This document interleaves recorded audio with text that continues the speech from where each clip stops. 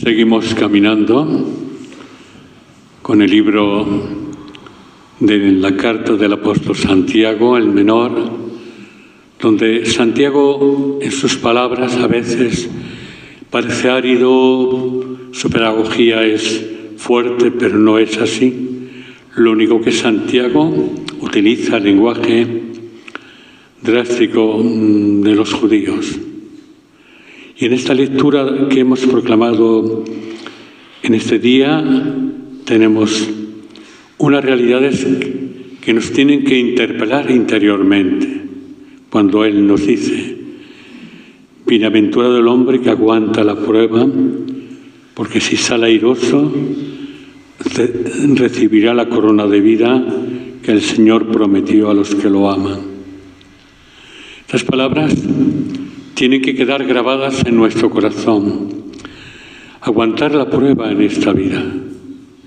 Somos caminantes, peregrinos, en un siglo concreto, en un año concreto, en una historia, en un hogar, en una familia y en una iglesia. Por eso creo que es importante, la vida es una prueba constante. Lo importante es que salgamos airosos de esta prueba. ¿Y de qué manera? A través de la oración. La oración en ese diálogo íntimo con el Señor. Abrirse al corazón de Dios, diríamos, para que ese Dios penetre íntimamente en nuestro corazón. A través de una celebración de los sacramentos con dignidad, cuyos sacramentos tienen esa finalidad de fortalecernos en la prueba de la vida, en este caminar de la vida.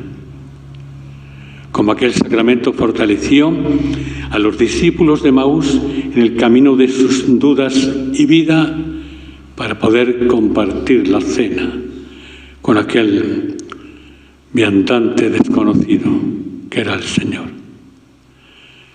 Y creo que también es cierto, tenemos que vivir siempre la oración de penitencia, estar siempre en una actitud de arrepentimiento. No dejarnos vencer por la tentación, como dice el apóstol. La tentación nos lleva al deseo, y el deseo nos lleva al pecado, y el pecado lleva a la muerte. No podemos escudarnos en nuestros pecados, buscar culpables. Los culpables somos cada uno de nosotros. Tenemos en el libro del Génesis aquellas palabras tan bellas, cuando Dios, que salía a pasear todos los días por el Edén con Adán y Eva, y se esconden de Dios porque han pecado. Y cuando salen de su escondite, Dios le pregunta: Adán, ¿qué has hecho? Y Adán busca a un responsable. La mujer que me diste por compañera me obligó y comí. Y la mujer busca a un responsable. La serpiente me engañó. Y ahí surge el primer pecado de la humanidad, donde todos buscan un culpable. Y el único culpable es el hombre mismo, la persona misma. Y creo que nosotros también, a la luz de ese texto tan maravilloso del apóstol Santiago, tenemos que aprender a vencer la tentación. Por eso en el Padre Nuestro, esta oración tan bella que hacemos: no nos dejes caer en la tentación. Que esas palabras que decimos tantas veces profundicen toda nuestra vida. Que no nos venza la tentación del mal. Vamos a comenzar la Cuaresma, que es un tiempo primordial para suavizar el corazón del creyente, para tomar conciencia de que no podemos caer en la tentación. Además, dentro de la Cuaresma aparece Cristo, las tentaciones de Cristo, que son una gran lección, vencer la tentación con la gracia de Dios. Y esta es nuestra misión siempre. Creo que es importante esta realidad que estamos viviendo. Muchas veces queremos buscar un culpable. Yo soy así porque Dios me hizo así. No. Yo soy así porque Dios me puso en este camino. Tal vez como a esos niños que matan a su madre. No es eso el camino. El camino es otro.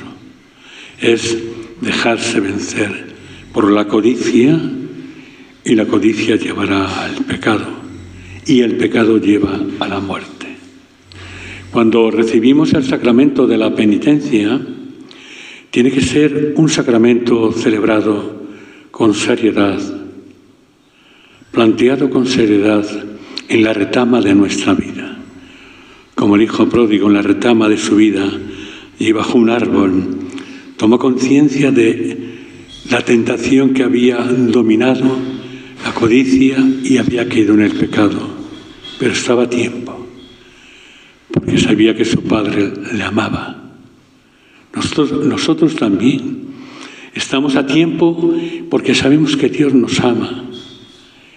Y todo tiempo de nuestra vida, en este momento donde somos peregrinos, caminantes, tenemos caídas, tenemos tentaciones, superamos tentaciones. A veces la codicia del deseo nos hace tropezar en el pecado, pero tenemos un Dios que intercede por nosotros y que además este Dios hizo realidad su perdón en la figura de Cristo nuestro Señor. Que hoy nos ayude el bueno de Santiago el Menor, responsable de la Iglesia de Jerusalén, a comprender esta realidad. Y nos dice el mismo Santiago que toda tentación es vencida, pero que todo regalo de gracia es obra de Dios. Y Dios está ahí para darnos el regalo de la gracia para vencer. Qué pena que nuestras comunidades, tal vez muchas veces, están interpeladas por la tentación y creamos cismas, creamos problemas. Y qué pena que es a veces la tentación o la codicia.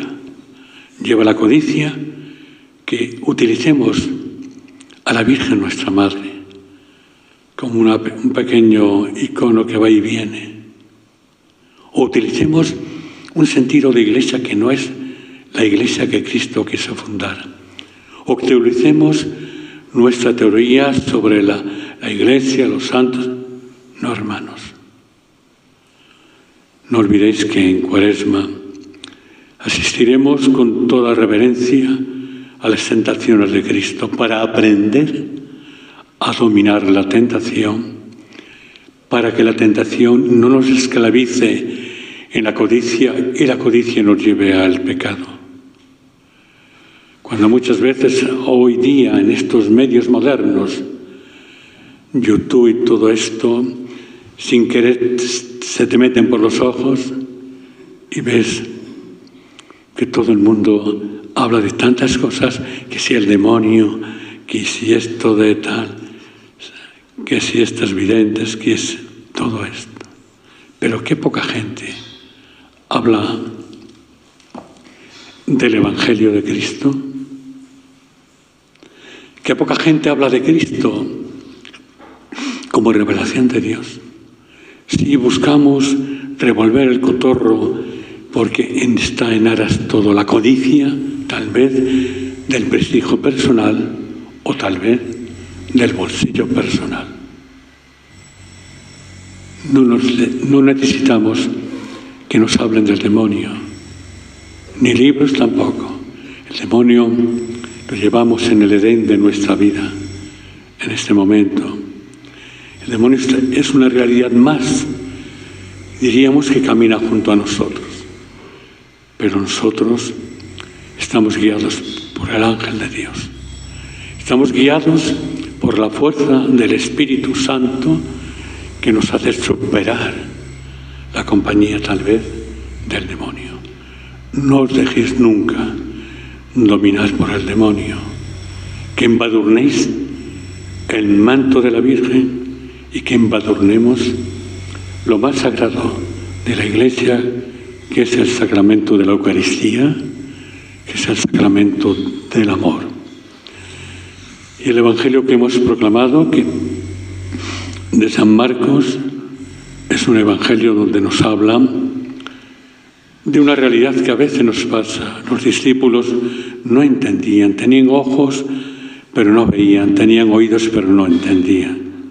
Cuando a Cristo les dice que tienen que analizar, que estar atentos a los signos de los tiempos.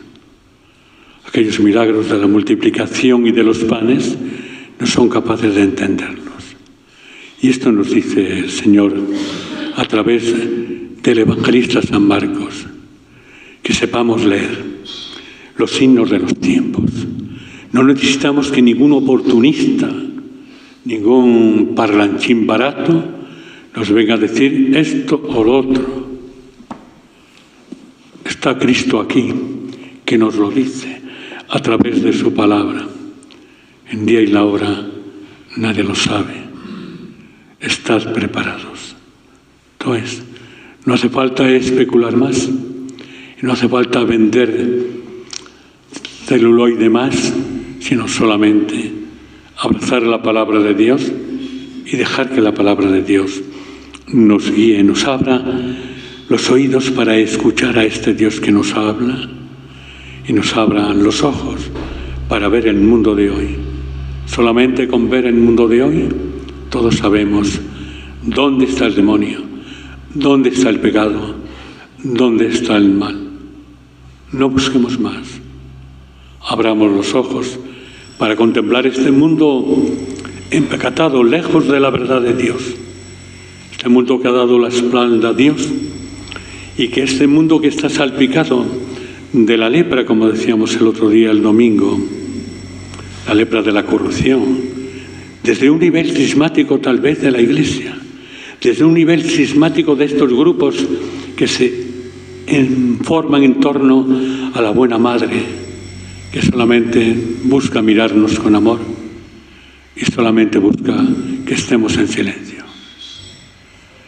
Y es cierto, la corrupción de la lepra también está dentro de la estructura de los pastores de la Iglesia, de los cristianos de este mundo de hoy, salpicado, mejor dicho, envuelto por Sodoma y Gomorra, por Nínive, todas esas realidades que hemos vivido y que las tenemos en las lecturas sagradas. De pie. Vamos a orar juntos